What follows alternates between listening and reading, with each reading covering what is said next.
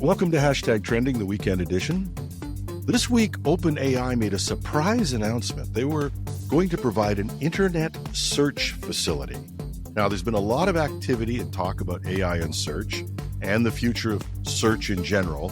And this really focused the discussion, though, on perhaps the realization that AI was going to have a huge, potentially transformative impact on the internet itself and how we use the internet. A little history of search. I built one of the first websites in Canada, and there were only a few hundred in the world at the time. It was the early 1990s with a friend and someone I would go on to partner with in other ventures. Her name was Ayelet Barron. We were both working at Ernst & Young at the time and convinced our partners to give us a tiny budget. Ayelet and I learned quickly about HTML and how you'd build a website, and we found a small company that would work with us. That small company later went on to become part of Two Cows. We built the site, and then what? I mean, how would people find it? Fortunately, somebody did. Actually, I think it was one of the publications that became part of IT World. A good reason why you need Canadian IT publishing, another story. But somehow people found out about it, and the design was even copied. We won an award in the US, and that pretty much was that. Now, I'm going on a little bit of memory for this, but in those days, you found places by knowing about lists of sites. You'd know where to go and look for a list of sites that somebody had accumulated and put into HTML. One of the sites that started in January 1994 was run by Jerry Yang and David Philo, and it really took over. These were two electrical engineering graduate students at Stanford, and they created a site that a lot of us referred to. It was called Jerry and David's Guide to the World Wide Web. Creative even then. The site was a human-edited web directory categorizing links to various websites. In March 1994, they got a brilliant idea and renamed it as Yahoo, which supposedly was yet another hierarchical officious oracle, a stretch of the acronym, but I always thought it stood for Yahoo. I found it. This was at the same time as we were building our site, and the domain yahoo.com was officially registered on January 18th, 1995, and a company was incorporated on March 2nd, 1995. So this is 1995. Yahoo evolved from a directory into a comprehensive web portal, one of the first of its kind, and it started the automation of search, and it was pretty clunky then. The first search allowed you to just search through the manual list. And as a site owner, you had to actually go in there and update this or write to the site host and ask them to update the directory to tell them you existed. Even back then, pop culture was part of the emerging internet, and other attempts at searching sites were launched. Archie, another tortured acronym to give it the name after the popular cartoon character, would search for indexed FTP sites. Jughead, another search engine, looked for sites using the Gopher protocol. And there was even a version called Veronica, and again, it was an acronym for something, and they were all a real stretch. The point is that search was becoming more and more an automated function, although you had to know how to search.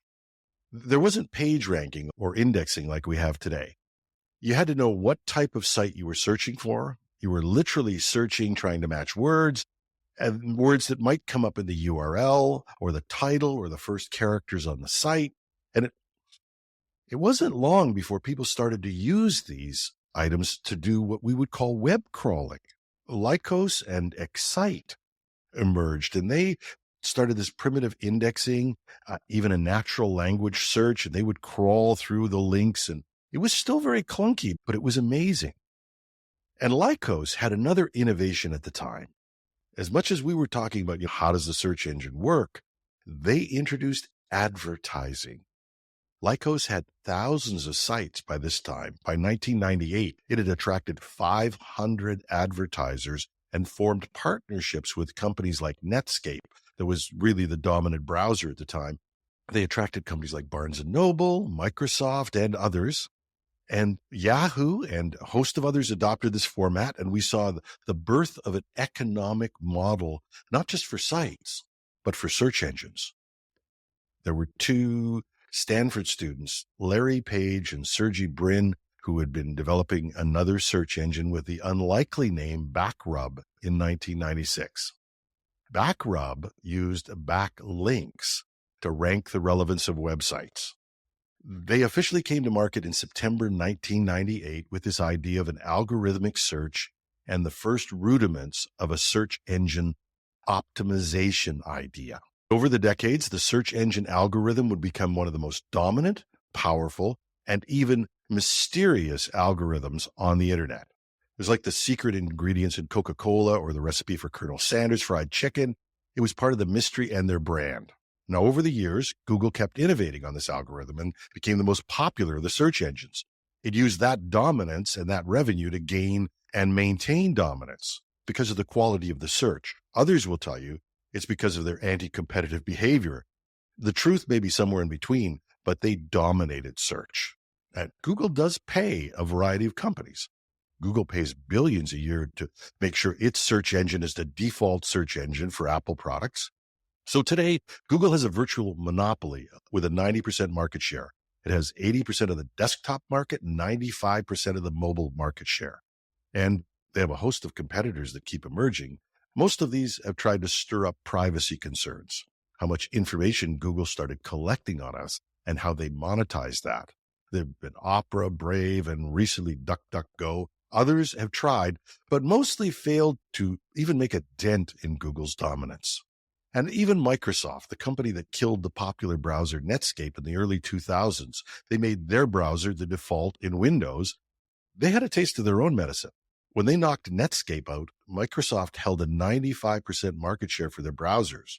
Today, less than 6% globally. Their share of the search market with the Bing search engine has less than 4% of the global search marketplace. It's a virtual monopoly for Google. Since 2020, Google has started to attract a lot of attention about its market share from government regulators in particular. Google's now facing some antitrust suits, regulatory challenges in the US and Europe. But the real threat to Google might not be these little competitors or regulations. It might be something different. Artificial intelligence. Generative AI is going to transform search. And although there are other competitors using AI, the other shoe dropped last week when OpenAI, the upstart that stole leadership in AI from Google, also threatened to steal its leadership in search. And that's what we're going to talk about today. My guest, a friend of the show and past guest, Marcel Gagné. Marcel, I have to say, I struggle to introduce you. A lot of people have one big thing that defines them. But as you said in our conversations, you've been knee-deep in technology since the birth of the web. I've known you for open source information. You're a writer, journalist, and you're still a hands-on technologist in many ways. Welcome to the show. Thanks for having me back on the show. I think you should just say it. Marcel is one of those people who's easily distracted and can't stop himself from keeping up with what's happening because otherwise he'll just get bored. What's the secret of my success? ADHD. Exactly. I'll find myself building something and go, you've got people that should be doing this, not you. Yeah. It's just the fact that there's always so much really cool and interesting thing coming out of the technological marketplace. Honestly, I haven't lost that sense of wonder with what's happening.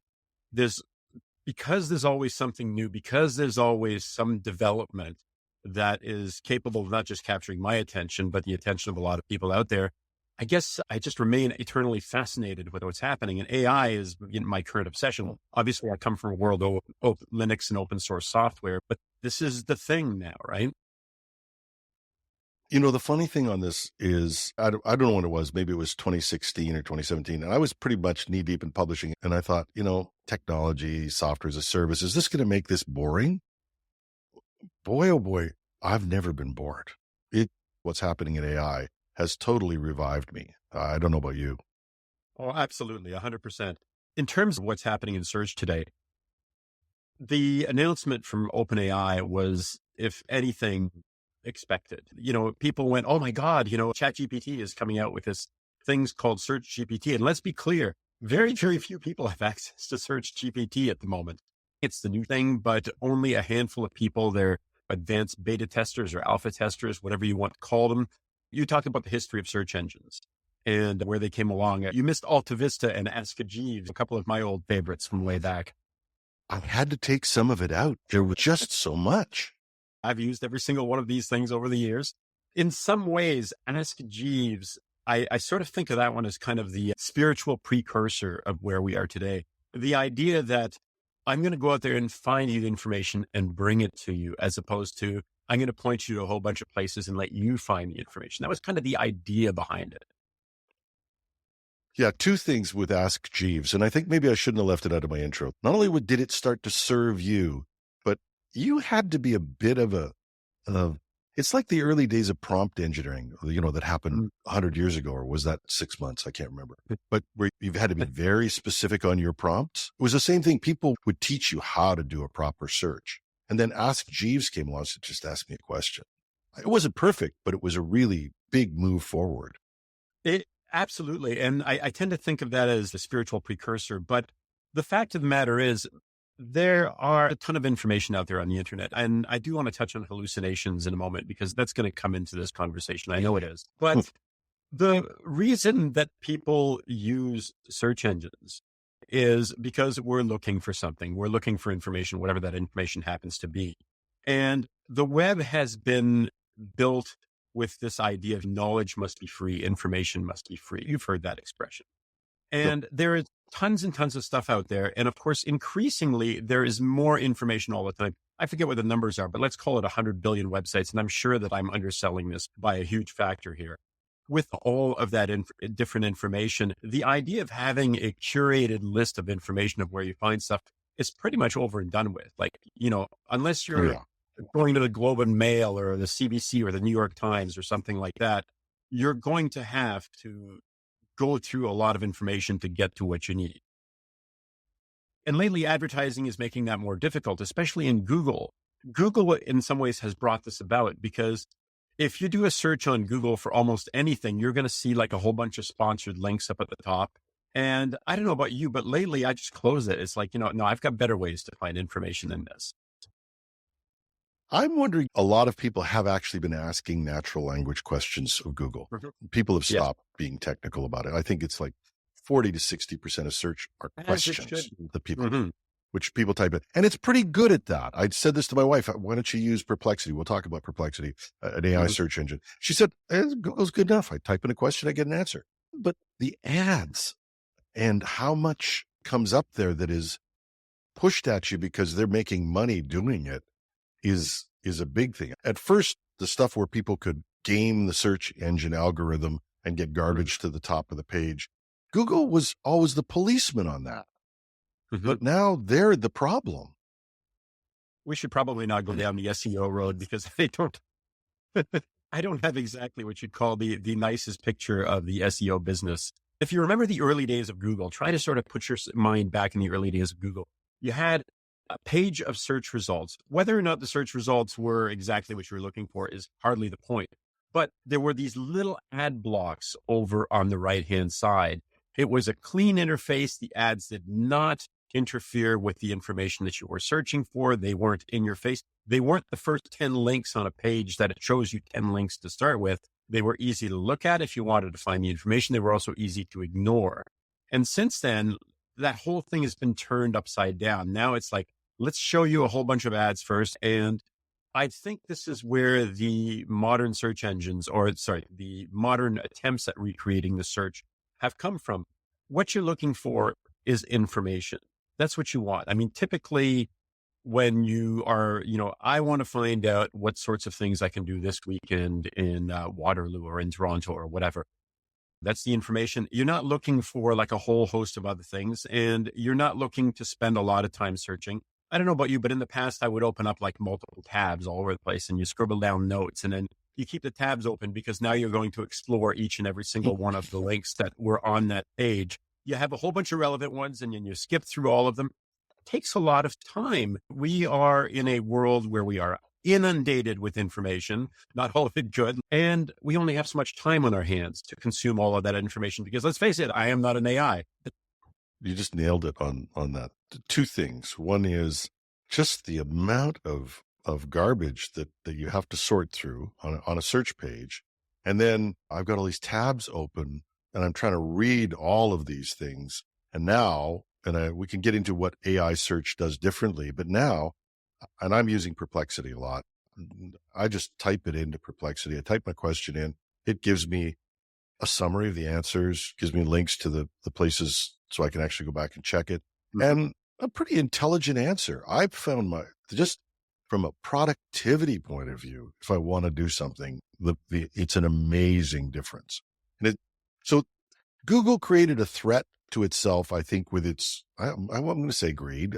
Maybe that's not the right word, but the amount of revenue they try and squeeze out of us on these pages, and really a format that just doesn't support the use case. Is that the real danger of AI, or is there more to AI search than that?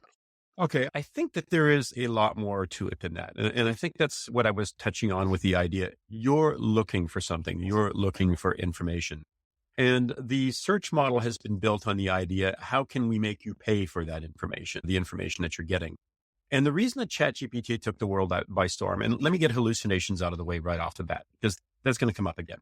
Hallucinations in large language models are a feature, not a bug. If you want the AI to regurgitate information exactly as it was put in, then that is exactly what it is. You might as well go and look at the page and read the page. Large language models filter through all that stuff, and in human languages, return the information to you, summarize it for you so that you don't have to go through all these processes. Every once in a while, it makes mistake, but I don't know about you. I've noticed that the internet has an awful lot of errors to start with.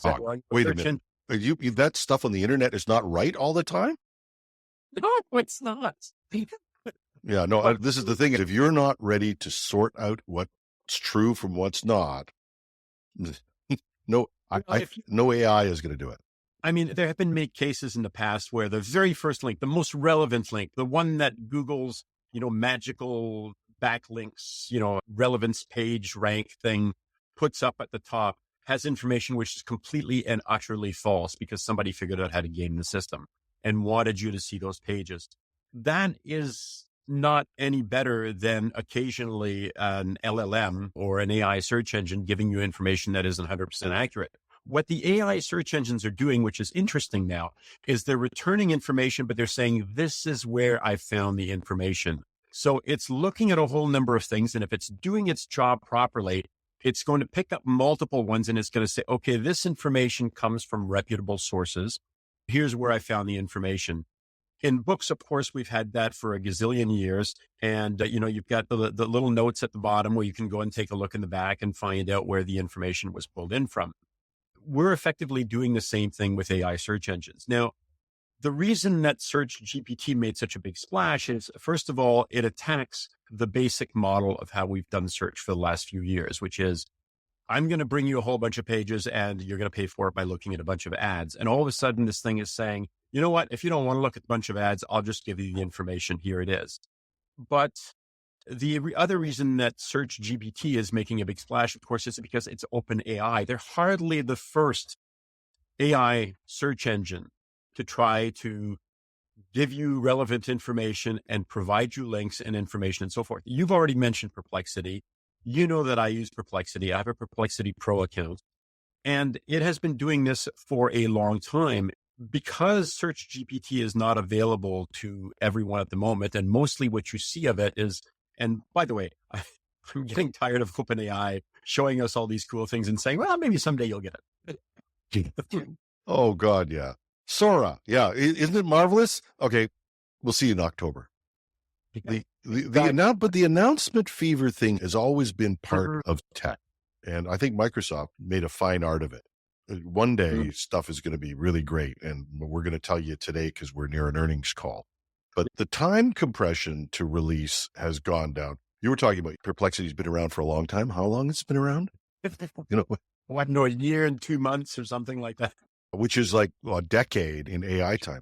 But I want to go back to this hallucination thing piece and just nail this down because I've been writing a lot lately, and I'd love to hear your opinion. I think that a lot of the hallucinations were really good journalists jailbreaking things and making a little bit of a spectacular thing in the early days of AI. And that's what I mean. The early days of AI a year ago is a million years in technology. Like the things have gone so much further And in terms of accuracy, I use AI like every single day and a lot. And I haven't hit a hallucination since I tested out Google's notebook. Google, I stay away from a lot because I think it does tend to hallucinate. But OpenAI, Claude, Perplexity, with OpenAI, and others that I'm trying, I'm not experiencing the same level of hallucinations that I read about. I steal a line from a guy named Ethan Mollick a lot lately. Ethan Mollick is a professor at Wharton, and he uses the expression, the AI you use today is the worst AI you will ever use.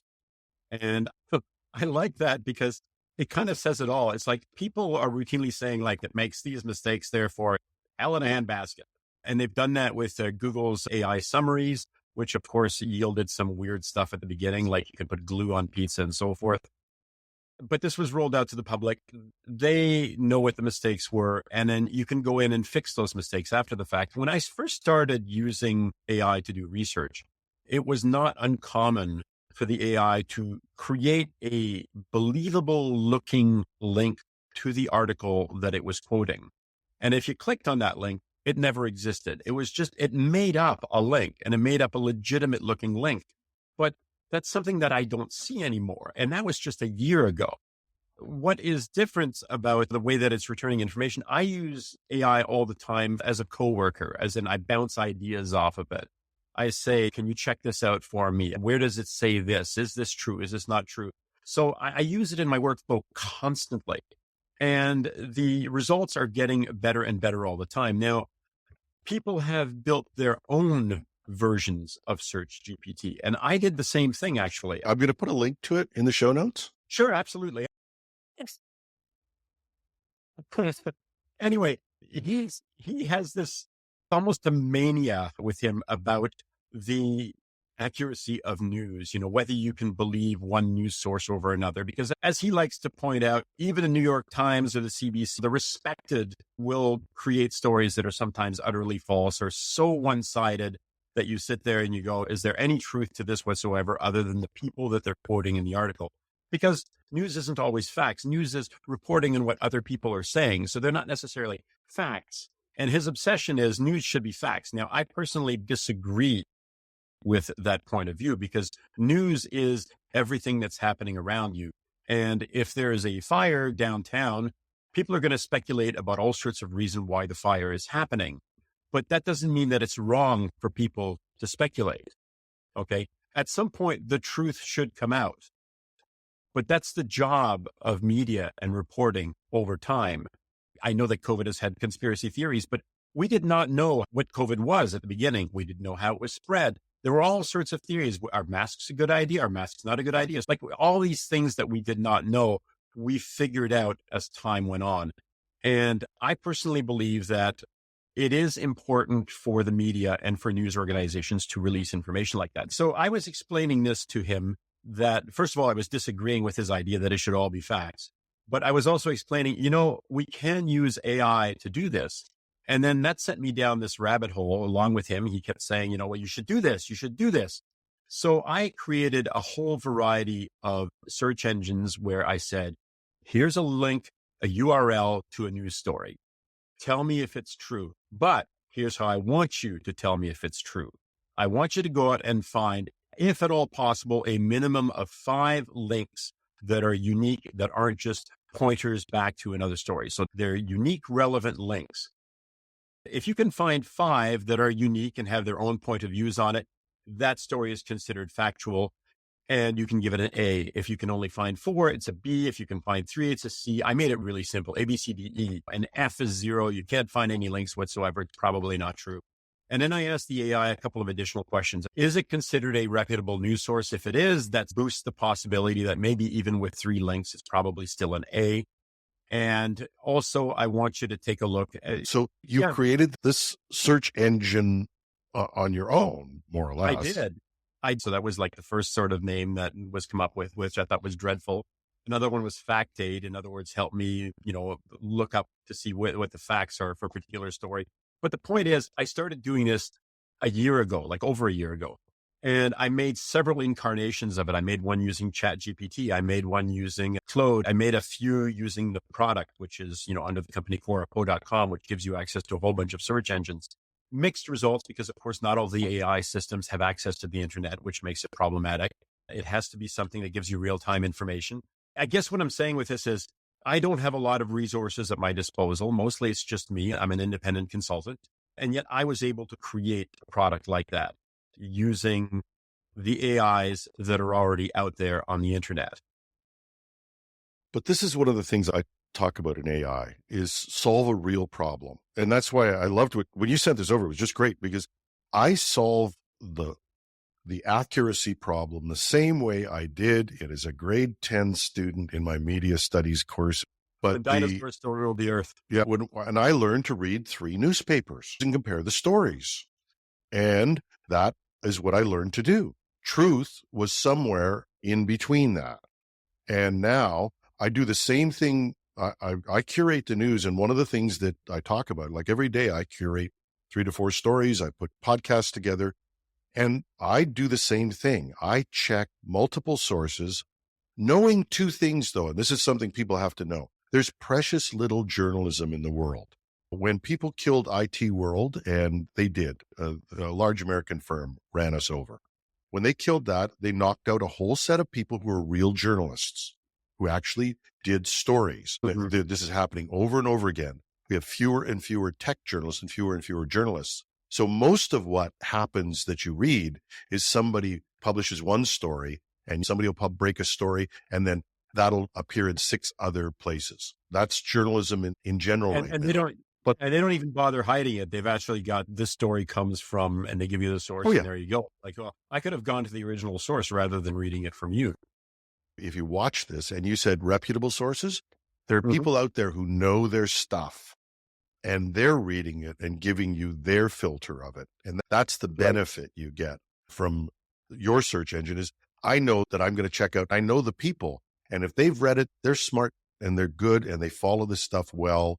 And if their BS meter is going to go off if something's wrong.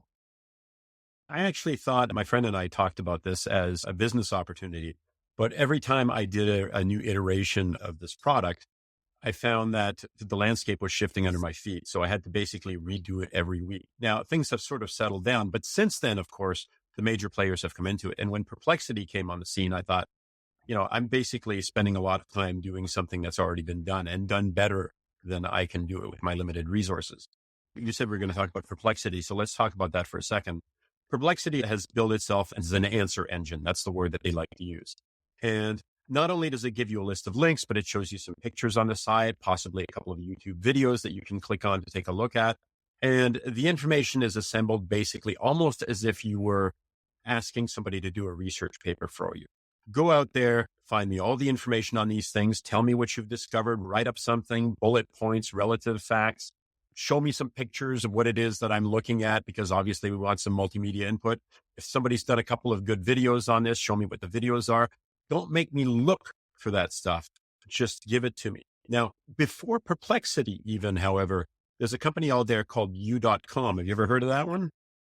I've vaguely. Tell our audience about it, because I'm sure they don't know. Okay, You.com it's still a player out there. So, it's worth taking a look at. They will bring together a number of large language models, particularly the big ones, the big and important ones. And they created it as an answer engine before Perplexity even hit the scene. So some of this is a popularity contest. There are people who came before, just like Ask Jeeves came before, SearchGPT, which again, isn't widely available yet. The future is already here. It just hasn't been widely distributed yet.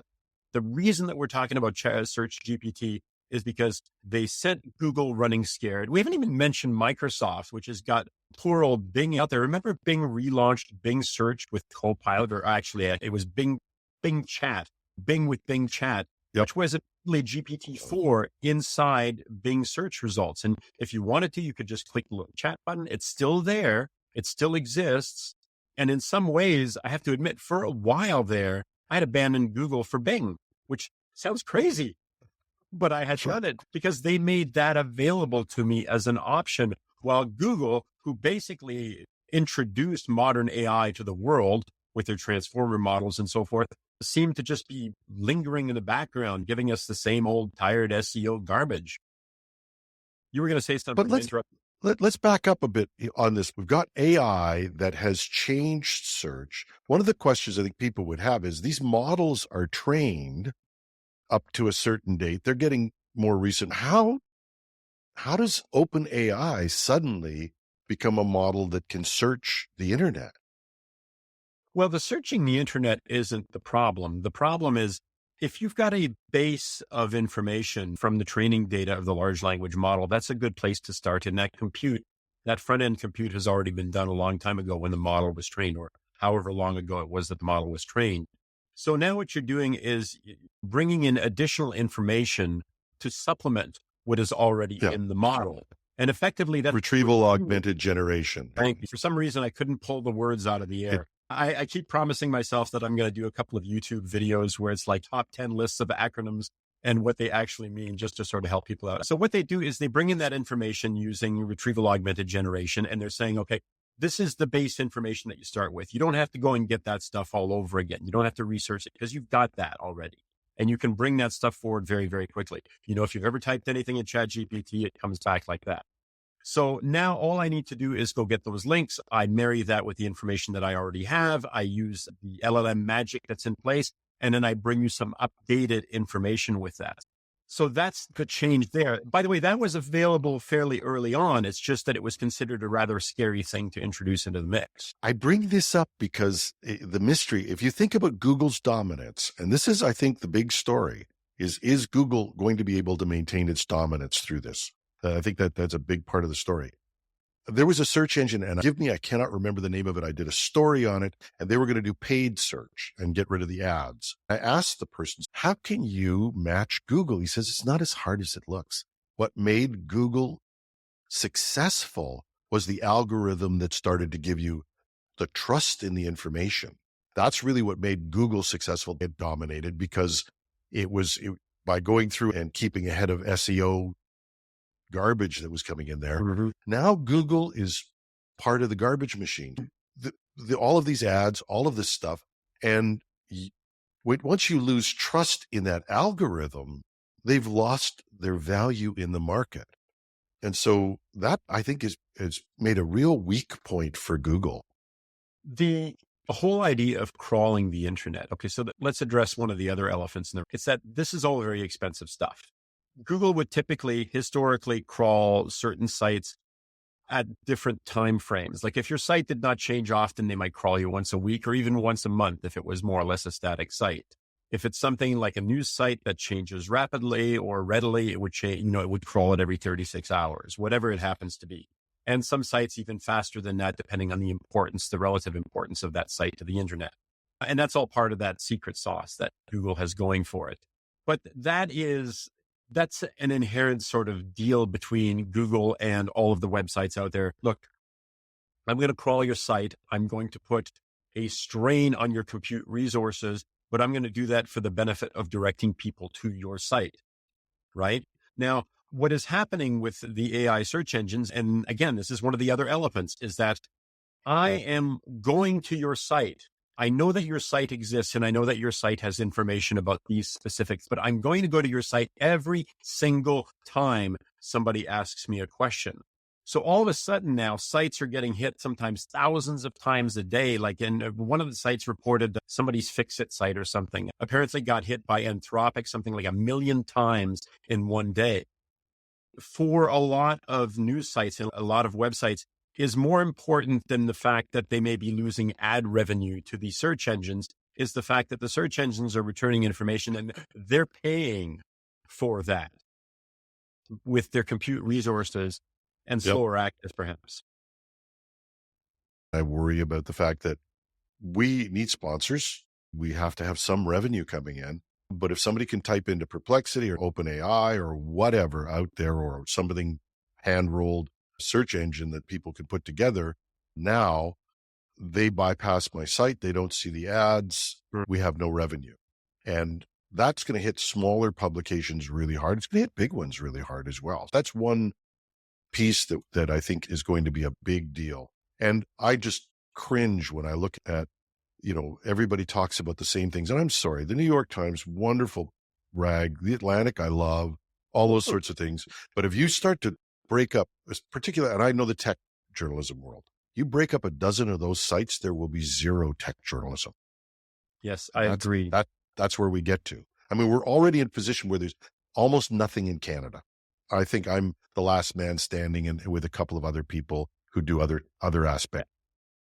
Yeah, but it is a tough world. So this could wipe out a lot of these sites. But now, a lot of these sites where their content is what draws the people into a service, product, or whatever, they get wiped out. The economic model changes enormously. And I think even the AI search engines are starting to, and I know we're calling them AI search engines, but we don't have a really good other word for it at the moment. I know Perplexity likes using answer engines, but they are starting to make deals with publications. Unfortunately, they're not making deals with little publications, but Reddit, for instance, just signed a deal with Google for a couple of years, 60 million. It's peanuts for something like Google. I mean, Google, they'll spit $60 million in an hour, but they're paying Reddit for access to the content. And Reddit, as a result, is blocking all other AI engines from scraping their site because now they have this exclusive deal with Google. Some of the places that threatened to sue various AI companies, I'm not saying they did, but there were threats of it, have made deals. Like, for instance, The Verge has, and I'm trying to remember who made deals with who, but I believe the Vox and The Atlantic have made deals with Anthropic, if I remember correctly. And OpenAI, of course, has made deals with other companies. There have been some large publishers as well that have made deals with AI companies so that they make all their works available to them for a source of relevant and up-to-date and high quality information as well. And that has raised a lot of eyebrows, of course, from people who have published books with these publishers who say, I have the rights to do whatever I want with your books and your articles. The AI companies who are spending a lot of money to bring these products to market understand that somebody somewhere has to make money, which is why they're starting to make these deals. Okay, for access to your material, I'm going to pay you X number of dollars a year. And obviously we're talking into the millions here, possibly more, but they understand that they're not going to get that information if somebody doesn't get paid. And I think that we're starting to see a shift of that. But to address one point that you made just a little bit earlier, and I think that this is an important one, I started out by talking about information wants to be free. And then you talked about, would you be willing to pay for search if you didn't have to look for all the ads? I pay for YouTube Premium so that I don't see the ads at the beginning of my YouTube videos. Me too. I can't stand it. Yeah. So I am willing to put that money down so that I don't have to go through that. And I think that it's been happening for a long time, particularly with ads. In some ways, I think ads were the greatest mistake of the internet, that we decided that this is how we were going to monetize all of this stuff. And there's no going back because everybody wants to think that this stuff is free, but I'm starting to feel like the free ride is over.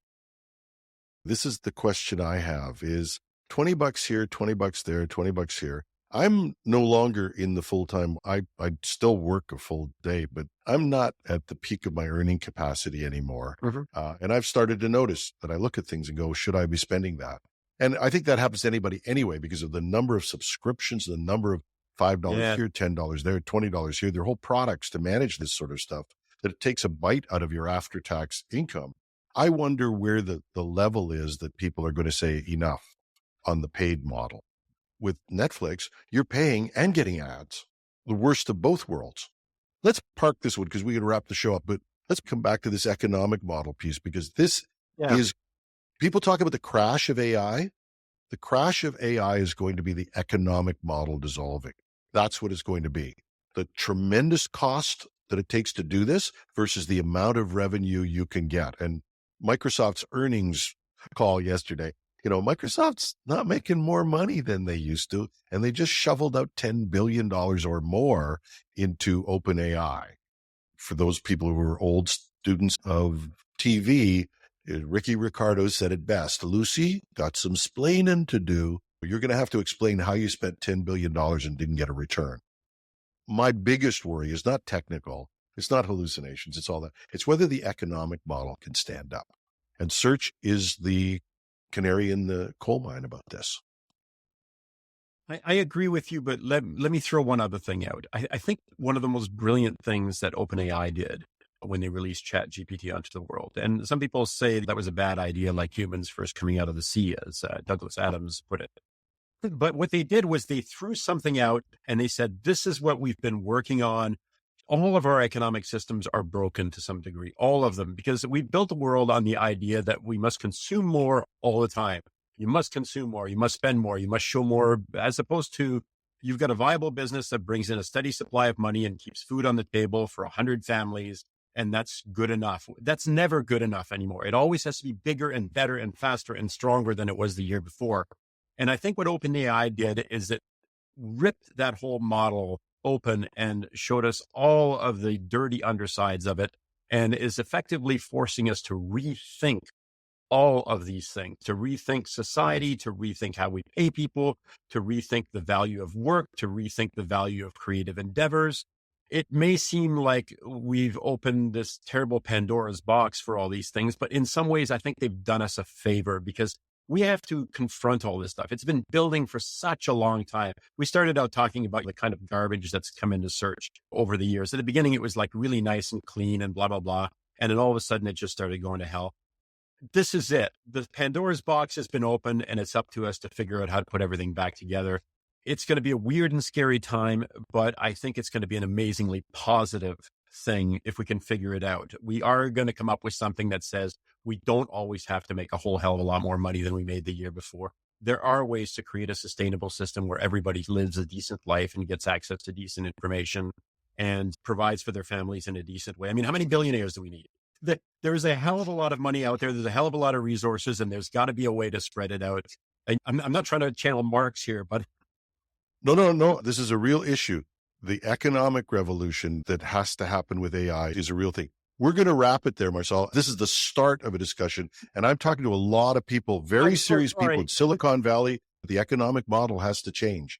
That's another level. Hopefully we've given you some insight into search. I know we've wandered a lot, but it is a big topic and we'll come back to it. Love to hear your questions from people in the audience on there. And I want to thank my guest, Marcel Gagné. We hope to have you back. You're coming back. Don't even bother talking about not coming back. Thanks a lot, Marcel. All right. Pleasure. Until next time. And thank you for spending part of your weekend with us in this, what I think was a rambling discussion. I'll find out in the edit. I think there's a lot of content. You can, of course, tell us, make suggestions, ask questions, or even add your own criticism of this, or suggest a guest or expert in an area we can cover. Let me know at editorial@technewsday.com. And if you want to see the video version, we're going to post that to YouTube. If you find it there, please subscribe. We're building up a new channel for hashtag trending. If you've subscribed in the past, please do it again. We're going to prepare for what is our own battle with some anti-competitive behavior coming out of the US. These large companies love to stomp on small publishers, and we're going to start our channel fresh. So please resubscribe and share this with your friends. We'll return on Tuesday morning with the news on hashtag trending. I'm your host, Jim Love. Have a great long weekend.